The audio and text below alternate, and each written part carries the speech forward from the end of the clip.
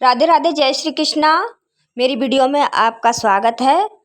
आशा करती हूँ आप बहुत अच्छे होंगे। और बाल बना रही हूँ मैं इस वक्त बैठ के। और आज बहुत तेज़ बारिश हुई, सुबह सुबह बहुत तेज़ बारिश हुई। जैसे मैं उठी 5 बजे तो इतनी तेज़ बारिश हुई और मैं नहाने के लिए मैंने काम का शुरू किया करने के लिए, तो मैं काम भी नहीं कर पाई और बहुत तेज़ बिजली तड़क रही थी और बारिश हुई बहुत तेज़, इतनी तेज़। तो मैंने आज कपड़े भी मेरे धोने के लिए काफ़ी डले हुए थे।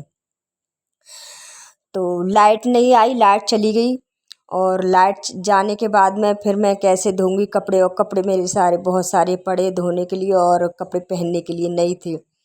तो मैंने इसे सारे कपड़े धोए मशीन में। और वो भी इन्वर्टर से चला के मशीन हल्के हल्के से, कुछ हाथ से रगड़े। और जब फिर दिन में धूप सी निकल आई हल्की हल्की, तो मैंने ये कपड़े धो के डाले सारे। और जैसे तो थोड़े थोड़े गीले हो रहे हैं जे, और बेटी उठा के ले आई ऐसे ही। और आधे इसमें गीले हैं, बड़े बड़े पैंट थे ना, तो वो डालने में जैसे दीवारें वगैरह गीली हो गई थी, रस्सी वगैरह छोटी थी तो डल नहीं पाई और दीवारें हो गई गीली। तो गीले थोड़े से सील रहे हैं ना कपड़े।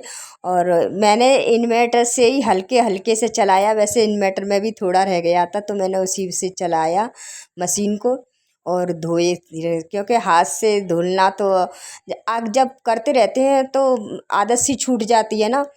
तो मेरे से धुलने नहीं आ रहे, फिर भी मैंने हल्के हल्के से हाथ से रगड़ दिए और जो भारी भारी से वो मशीन में धुल दिए हल्के से चला के। फिर मैंने ये सुखाए, हल्के से सुखा दिए, सूख भी गए। तो ये रह गए हैं गीले पैंट वगैरह, तो मैंने रख दिए सारे तय करके। और ये मैं छत पे डालने जाऊंगी इनको।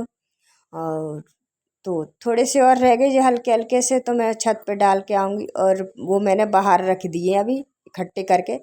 मैंने सोचा कि बाहर धूप निकल रही तो नहीं डल जाएंगे, लेकिन दीवार के सारे नहीं डल पा रहे थे। तो फिर मैंने कि आज सारे ही घर ही करके जाऊँगी, तय करके जाऊँगी कपड़ों को। तो मैं अपने अलग रख रही हूँ, बच्चों के अलग, हस्बैंड के अलग, सब के अलग अलग कपड़े रखती हूँ। देखो अलग अलग तय करके रख रही हूँ मैं।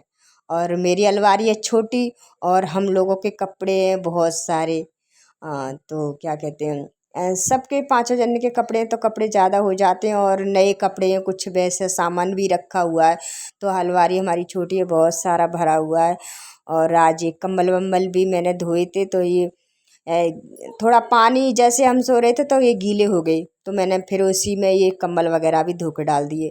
और पानी भी नहीं रहा था चलाने के लिए टंकी में थोड़ा ही पाना था, तो मैंने थोड़े थोड़े पानी से यूज करके और धो के डाल दिए।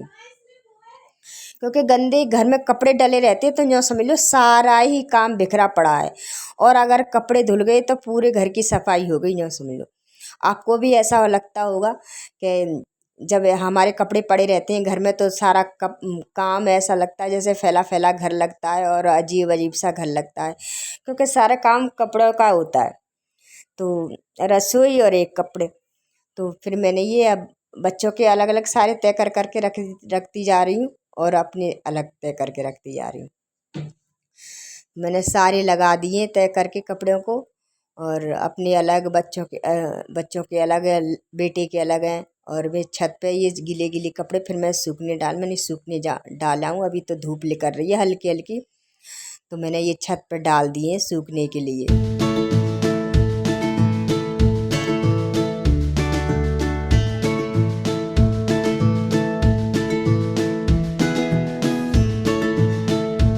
अभी उतना ठंडा हो गया है और बहुत कई महीनों बाद बारिश इतनी तेज़ हुई है, पेड़ पौधे भी अच्छे खिलखिला गए हैं। और बहुत अच्छा लगा जब बारिश हुई। लेकिन सुबह सुबह बारिश होती थी, काम पे नहीं जा पाती। देखो फूल में 9 बजिया का फूल खिला है ना, देखो किस तरीके से। तो मैंने ये डाल दिया और सारे पेड़ जगमगा गए। अब मैं नीचे उतर के आई। ये कपड़े मेरे ठाकुर जी के हैं तो मैं उनके भी कपड़े रख दूंगी। और ये भी मैंने धो के डाल दिए, तो उनके लंगोट हैं और उनके तौलिया वगैरह हैं चीज़ें बिछाने के लिए, पहुँचने के लिए। तो उनके कपड़े भी मैं यहाँ पर इसमें रखती हूँ, रोज़ के कपड़े यहाँ पर रखती हूँ मैं उनके पहनने के लिए। तो मंदिर के पास, क्योंकि मंदिर बाहर की साइड में है ना, हमने ये टीन डाल रखी ना, उसमें मंदिर बना रखा है। और एक ही रूम है तो उसमें नहीं, हम बच्चे हैं, हम वगैरह कपड़े वगैरह चेंज वगैरह करते हैं, तो इस वजह से हमने यहीं पर उनका मंदिर बना रखा है एकांतर में। और इधर पितरों का स्थान दे दिया है। तो ये रुमाल वगैरह सारा मैंने पहुँच के अच्छी तरीके से धो के रख दें, पर्दे वगैरह रख कर देती हूँ। जैसे कोई आता जाता है तो मंदिर अपना दिखाने नहीं चाहिए किसी को भी। और फिर हो गई शाम, तो शाम को मैं खाना बना रही हूँ, रोटियाँ बना रही हूँ। खाने में मैंने रोटी बनाई है। मेरे हस्बैंड जाएंगे ड्यूटी, उनकी ड्यूटी नाइट में चल रही है, कभी नाइट में रहती है तो कभी दिन में रहती है। तो इस टाइम उनकी ड्यूटी नाइट में हो गई है, तो मैं उनके लिए खाना बना रही हूँ लंच में मैंने उनके लिए खाने में मैंने सब्जी नहीं बनाई है, क्योंकि सब्जी नहीं थी और बारिश की वजह से भी नहीं लेके आ पाए, तो मैंने उनके लिए रोटी ही बनाई है। और जैसे मैं रोटी बना रही हूँ तो देखो मेरी रोटी कितनी बड़ी बड़ी है। और मैं ऐसी इतनी बड़ी रोटी बनाती हूँ। और हमारे यहाँ ऐसी ही रोटी बनती हैं। अब आपके यहाँ कैसी बनती होंगी? तो ये परोठन बचा है, तो हम परोठन को आटे में जैसे आटे निकालते हैं उसी में डालते हैं। और सुबह सुबह का परोठन मैं चींटियों को डाल आती हूँ भूंज के नहीं। और ये चकरा बेलन है, हमारे चकरा बेलन बोलते हैं, तो हम चकरा बेलन है, तो हम एक सुबह सुबह धो देते हैं और धो के रखते हैं। और इनको अलग ही उसमें ही जैसे पानी हम हाथ धोते हैं तसले में, तो तसले में ही धोने चाहिए।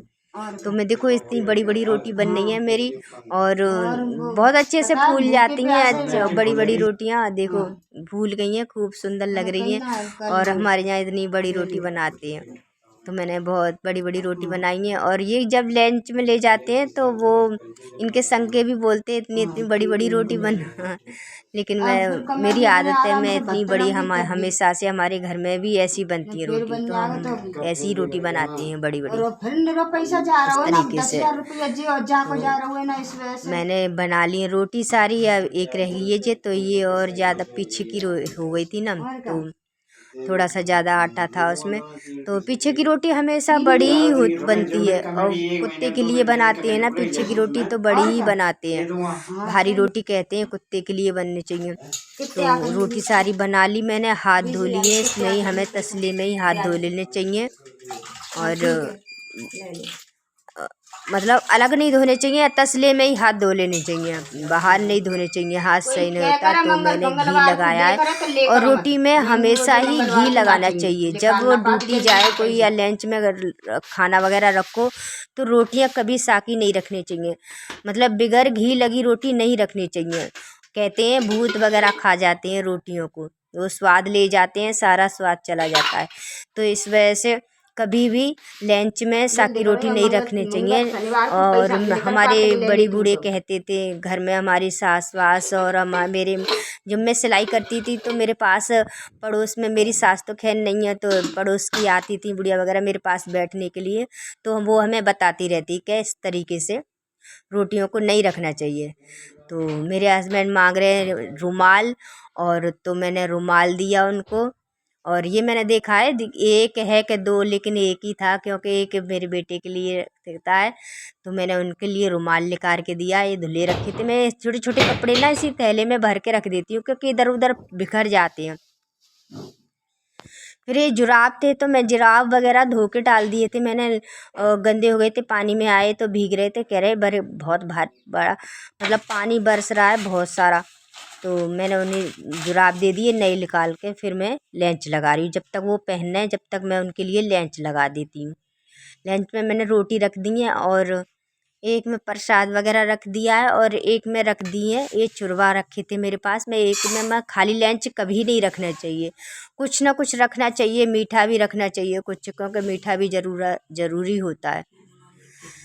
जैसे हम मीठा ले जाते हैं तो सब लोग जैसे मिठाई रहती है, और मतलब तो वो लंच में जब रोटियां खाएंगे तो कैंटीन से सब्जी ले लेते हैं। तो मैंने रख दिया लंच बैग में, और अब जाने के लिए हो रहे हैं तैयार मेरे हस्बैंड।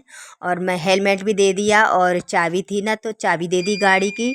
और मेरे हस्बैंड, मैं इसी तरह से भेजती हूँ उनको रोज़ाना। और मेरा वीडियो अच्छा लगे तो लाइक करना, सब्सक्राइब करना। आज के लिए इतना ही। जय श्री कृष्णा, राधे राधे।